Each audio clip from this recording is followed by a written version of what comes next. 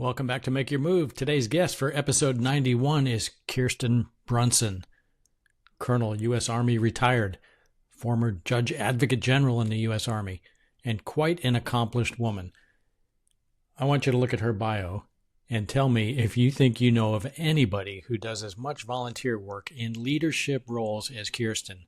She's an incredibly impressive person with so much to give back. One of my favorite quotes from her was, "I'm the kind of person who can meet you at a gas station and know your whole life story." It kind of says it all about her outgoing personality. Here we go with Kirsten Brunson. Kirsten Brunson, welcome. Good to have you. Thank you. Well, we share the common path of having met Scott Manthorne in some way, and of course, that's what this series of podcasts is all about: is to extend the connection to the military effect. Scott Manthorne's book. And Scott made his name for writing The Network Effect, but tell us how you came to meet Scott. So, and I've yet to meet him actually in the flesh, only via technology, but You're not alone.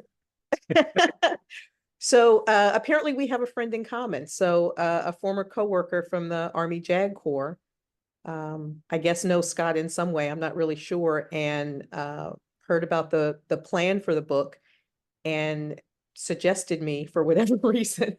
So here I am. So Scott, that's my natural follow-on question. Did you wonder why me? Exactly. You know, I was actually talking with one of the other folks featured in the book yesterday, and we were both, kind of going, how did I end up in this group of people? These people are amazing. And that's the thing we do. We never see ourselves the way other people see us. It takes an outsider to hold that mirror up. You're pretty amazing. I've read your bio. So let's brag about your business a little bit. What are you doing now? What am I doing now? I'm doing so many things. Primarily, I am a veteran, an Army retiree, and a military spouse and a mom. So Don't undersell this. Don't undersell this. Well, I mean, all of those, each one of those roles carries a lot. So um, my husband is the installation commander, not the installation, he's the commander of America's First Corps.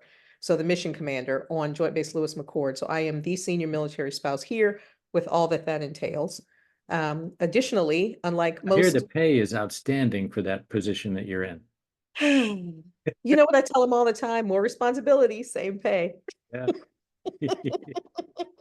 For those civilians who are listening, that is a zero pay job, and it's all love and support. All the time, all Yeah. the time, every day. Yeah. But unlike most people in our position and of our age, we still have a child at home. So we have a ninth grader, and he is a competitive gymnast and a scout. And so I do all the things that support him, mostly drive, but I am also a leader in his scout troop. And then for my own personal satisfaction, I have my hand in a number of pots. I am on the Design Advisory Council for the Global War on Terrorism Memorial Foundation. I am a member of the National Association of Women Judges. I am on a council here in the local area called Pierce County Child and Youth Centered Communities Visionaries. Oh, what else? I'm an advisor to the Spouses Club of Lewis McChord. I'm the honorary chairperson of the thrift shop here on Fort Lewis. So these are not positions of a joiner. These because you're describing leadership roles in each case. I say yes a lot, Yeah. probably too much sometimes. But when I thought about how I could get some of my time back, it's well, what do I cut? These are all worthwhile organizations. So sometimes the need is there. I think a lot of times, not just by virtue of my position, if you will, as the senior military spouse, but just the fact that I have a law degree and that I actually was in the Army, tends to make people very excited to have me help them out with their organizations, especially like military spouse organizations, things that run on the installation, because just because of my background and my experience. So I know a little more about how things operate. Experience and expertise. So let's talk about your military career a little bit. You mentioned law degree in there, and you're You're still active with at least one organization associated with the law. Tell us about time on active duty. So I came on active duty in January of 92 at the JAG Corps. I was commissioned via ROTC. So I got commissioned in 87. And then I did what's called an educational delay, which meant I will go to law school on my own and then apply to come into the JAG Corps. And thankfully that worked out for me. And so my entire career up until October 31st, 2015 was as a lawyer in the JAG Corps. And you got to serve where? Oh, let's see. My first assignment was in Germany with Fifth Corps, various installations, and I spent a lot of time at what was Fort Bragg, now Fort Liberty. I've served in the 101st. I've served with a CID unit, the Field Investigative Unit that handles sensitive and classified investigations. And I think that is, oh, and also in the DC area with the Defense Appellate Division, so handling cases on appeal from courts martial. And you retired as a colonel? Yes, sir. So full career, and the career continues as you support your spouse. Yes. The general. Yeah. I tell you, I have learned, I was always a military spouse, but I wasn't fully in that world. And now that I am, I have such a great appreciation for military spouses. And I do hope that the institution, the military institution, recognizes how valuable military spouses are. Because if as a body we just decided not to do it anymore, the entire institution would come to a grinding halt. No doubt. Well, how was this transition experience when you left active duty? You know, originally I wasn't thrilled. It happened because my husband was being promoted to general officer. And so that made it a little difficult for us to be assigned together. And my assignment had already been determined. It was going to be in a completely different state than his. There didn't seem to be any willingness to change that. And so I quit. And I told my branch, I like my husband more than I like you, so I'm going to live with him. So I kind of, at the time, I thought I wasn't ready because I really enjoyed my career. And pretty much by 24 hours later, I was fully committed to retiring, and I've not regretted it. It was hard. Being dual military with kids is hard. And I did not realize how hard I had been running until I got a chance to take a break. Isn't And that so the case? Yeah. the first 3 years after retirement, I actually homeschooled my son. He was very young. He was only in second grade when I retired, or just about to go into second grade. And so I spent the next 3 years homeschooling him. How was that transition for him? It was a little rough. That first year was not great. But we got through it, and we had some good times. We had great field trips. I'm all about field trips. Took a field trip to Europe. Nice. I'm sensing things were done on time and that there were no excuses. No, it was a kinder, gentler homeschool. I learned a lot in that process too. I knew nothing about homeschooling, and there's a great community in Fayetteville, North Carolina. I made some very good friends that kind of walked me through the process. But the biggest takeaway was I really got to know my son really, really well. Because I wasn't just seeing him before and after school. I was with him all day. And we forged a pretty strong relationship. That's great.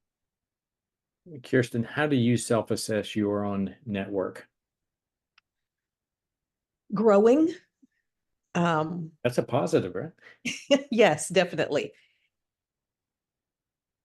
How do I describe this? I think I have been in response mode for a while, and basically responding to other people's needs, and kind of through my connection to Scott and this whole process, I've started looking at myself more and paying attention.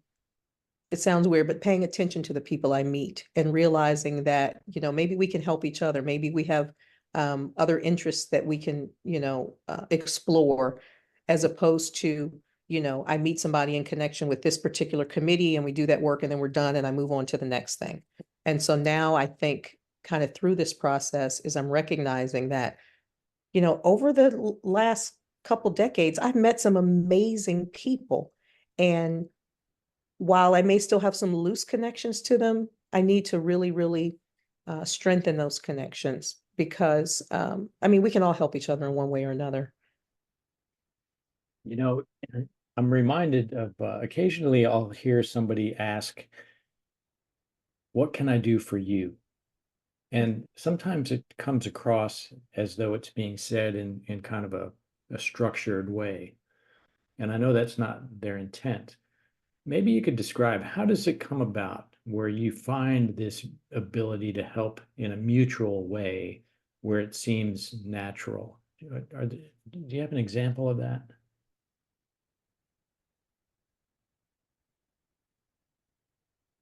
I'm trying to figure out how to distill it. I'll open with, I am an extrovert.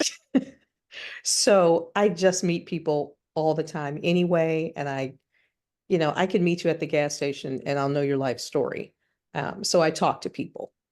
And I think just out of conversation, just out of kind of being engaged with people, you learn about them and what's important to them, and you share a little of yourself, and that's what it comes out of. So for me, it hasn't been any sort of structured thing. It's just been in meeting people. I can think of one example.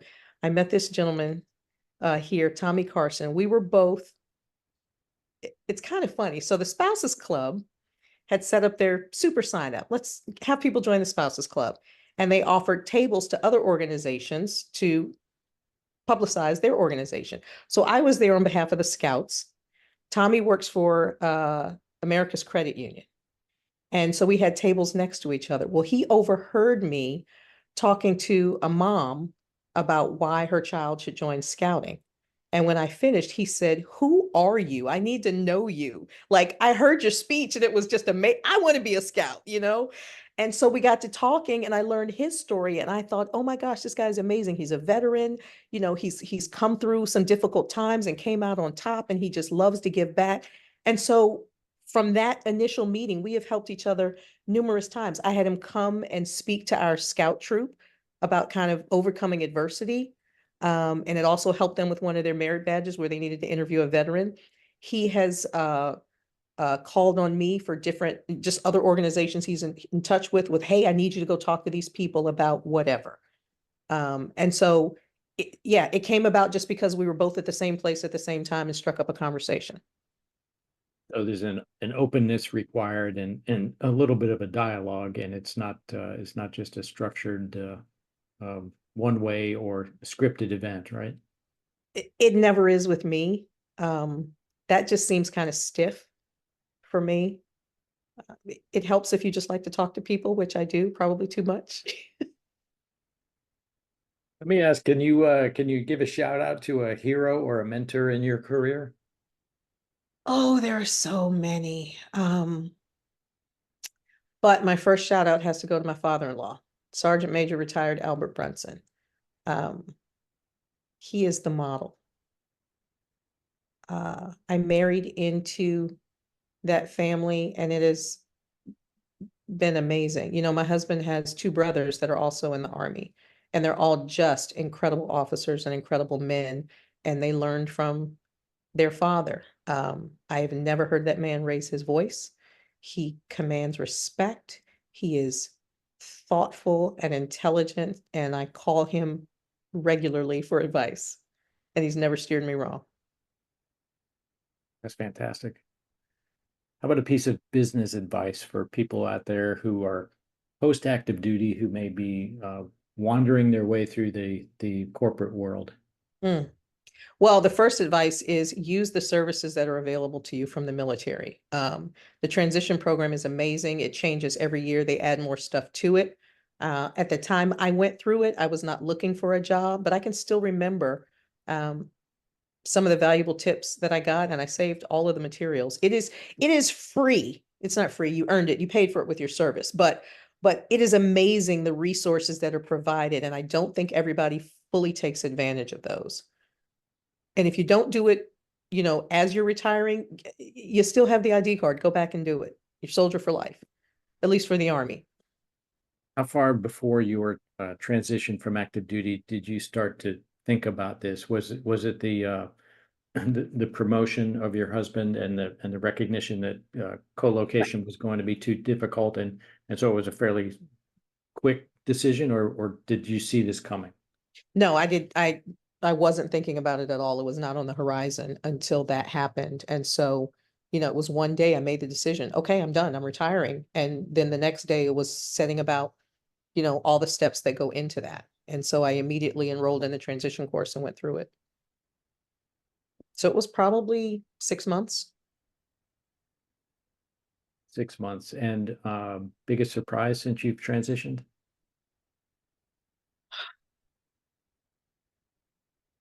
I don't know that I've had time to recognize any surprises. Life is a surprise. It's, I'm still in the military, basically. I'm married to the military. I live on a military installation. So really the only thing that's changed is the clothes I wear and where I report every day. Chat about the process of the interview for the book, or the interviews for the book. How did that come about with not how did it come about, but in terms of the um, put yourself in the moment of Scott asking you questions. Uh, did that feel uncomfortable? Is that a story you've told many times, or did you feel like you were revealing some insider gems? I tend not to have boundaries, probably much to my husband's chagrin. And I So am a talker. as So, as I record this, we none of us have seen copies of the book, right? So we don't know exactly right, what it says, right? right, right. He sent me a draft, but I don't know what's ultimately going to end up in there. He asked questions, I told stories, but that's what I do anyway. So for me, it was really like this was somebody who was actually interested in knowing about me, and I had carte blanche to just talk about myself. How much time do you have? Yeah. So I thought it was a lot of fun. I wasn't sure where it was going and how he was going to use any of this information for a book, but it was fun. And did you wind up returning the favor, so to speak, of referring anyone to Scott? I actually referred a couple of people. He was looking for someone to write the foreword. And I think he was specifically looking for military women. And so I suggested two and introduced them to each other virtually. And I think that's going to work out because those are two phenomenal women too. Yeah, you have some connections. I think you undersold your network when I asked you to self-assess. And as you're saying that, I'm going, yeah, I do know a lot of people, but you know what?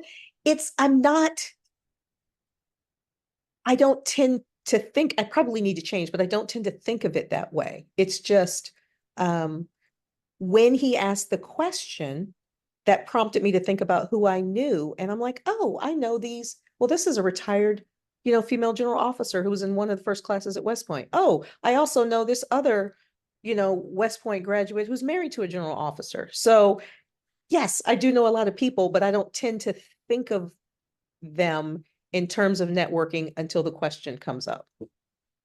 We all have unique value, right? Kirsten, thanks so much for being with us today. Absolutely. It was my pleasure.